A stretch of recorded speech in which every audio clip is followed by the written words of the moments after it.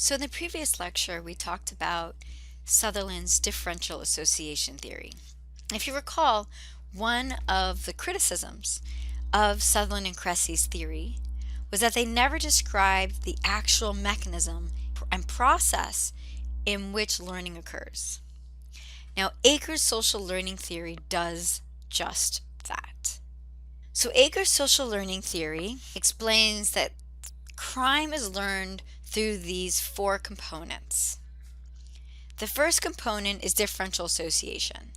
Differential associations provide the social context where all mechanisms of learning take place. These associations can be interactional, meaning a direct association. So if you could imagine having a conversation with your parents or observing your parents or hanging out with your friends. Or they can be normative associations, meaning norms and patterns that you're exposed to through those associations. The next component are these definitions. Now, if you recall, Sutherland and Cressy also identify definitions, but one of their criticisms was that they never actually explained what these definitions were. So, Akers indicates that definitions can be general or specific. So a general definition would be something religious or moral, and a specific definition deals with particular acts.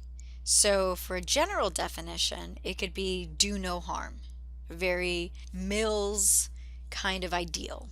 But a specific could be, do no harm to children. These definitions can also be conventional, which means they are against crime.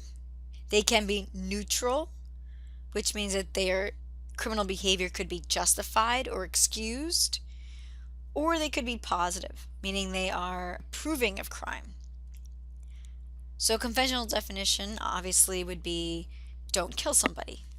A neutral definition would be it's okay if you kill someone if it's self-defense. And then a positive definition would be, you can kill anyone you choose. The next component of social learning theory is differential reinforcement. These are the anticipated rewards or benefits of engaging in the behavior. Now, reinforcements can be something very current or something that you've experienced in the past. These reinforcements can be social, meaning your friends will all be cheering you on, or they could be non-social, meaning like some type of physical effect. So, for example, taking a drug and getting very sick, or drinking too much alcohol and puking your brains out. The reinforcements could also be a self-reinforcement, such as you patting yourself on the back, or it could be from others, your parents patting you on the back. The final component of social learning theory is imitation. Imitation is similar to how Sutherland and Cressy described it. You're not going to imitate everybody. Akers describes how imitation will depend on the character of the person who's engaging in the behavior itself, and the consequences of that behavior. So if you don't care for the person engaging in the behavior, you're less likely to imitate that person. If the behavior is something that you think is impossible to actually do, so let's say, you're being asked to jump across rooftops, but you are maybe 5 foot tall, then, you're probably going to be like, I'm not imitating that behavior. And then the consequences if the person fell when they were jumping off the rooftops, that's also going to affect whether or not you imitate the behavior. Akers' theory, social learning theory of crime, has been probably one of the most tested of all theories. And he received a lot of criticisms because of his theory. One of the major criticisms that he received has to do with how individuals form associations. So think about the actor or musician or some kind of famous person with whom you would like to spend a lot of your time. Now for me, I think both Justin Timberlake and Jimmy Fallon are hilarious, and I would like to hang out with them because I think they'd be really fun and it would be funny. Now that's not a possibility. because I'm never in that circle. It's very unlikely that I would ever meet Justin Timberlake or Jimmy Fallon. So our associations, who we get to spend time with, who we hang out with, is not someone we choose. Instead, it is shaped by a multitude of factors. Perhaps our age, our race, where we live, right? Our neighborhood, what school we went to. All of that is going to affect our associations. So Akers received a lot of criticism for not recognizing how there are these other factors, both macro and micro, that affect our associations. Because of those criticisms, Akers, being the smart theorist who he is, decides that he is going to revise his theory. So in 1998, he adds the social structure component to social learning. And he identifies these macro level, meso level, and micro level factors. All of these are outlined in your book on page 137. So the first factor is differential social organization. This factor represents the structural correlates in a community.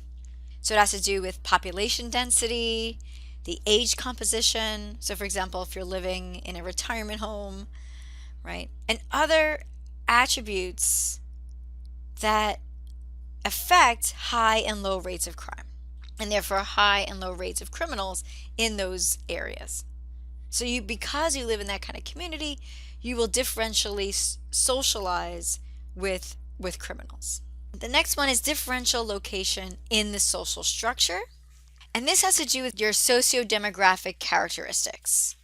So for example, your class, your gender, your race, your ethnicity, your marital status, your age, all of these factors affect your social standing or position in the world. They affect with whom you will get to spend your time. The next one is probably one of my favorites because he received so much criticism for not including macro level factors, and other theorists criticized his theory, that he added this kind of catch-all for macro level factors. He calls them theoretically defined structural variables. If you look on page 136, there's quite a laundry list of them. Anomie, which you should now know what that means. Class, oppression, social disorganization, patriarchy, group conflict, all of these variables that are mentioned in other theories that actually are crime causing, which is criminogenic. They're actually criminogenic. And the final social structure component that he adds to social learning theory is differential social location. This is our individual membership in primary, secondary, and reference groups. So this is membership in our families, this is who our friends are, this is what leisure groups we hang out with, colleagues we have, where we work, and the individuals who work with us. All of that is differential social location. So these four factors affect our associations. They affect with whom we interact, and therefore they will affect the definitions we accumulate. They will affect the type of reinforcements that behavior receives, and it affects imitation.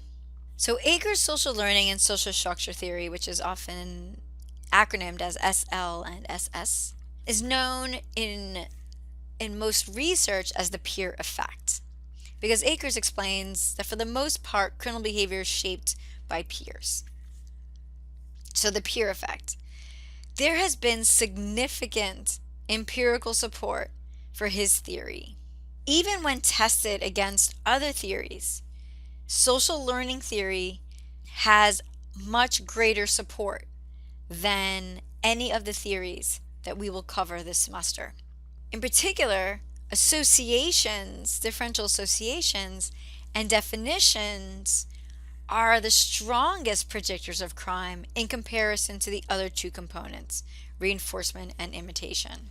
So criminologists like to sometimes think about, how much of crime can we explain using one particular theory? And you kind of want a high number for that, right? You want to be able, with one theory, to be able to explain more than just 5% of all crime or 1% of all crime. Akers' social learning theory, depending on the crime, can range anywhere between 40 and 60%. That means that between 40 and 60% of crime can be explained solely by peers, which leads to the policy implications. If the idea is that criminal behavior is learned, right, which is the idea that Sutherland and Cressy and Akers are making, then criminal behavior can be unlearned.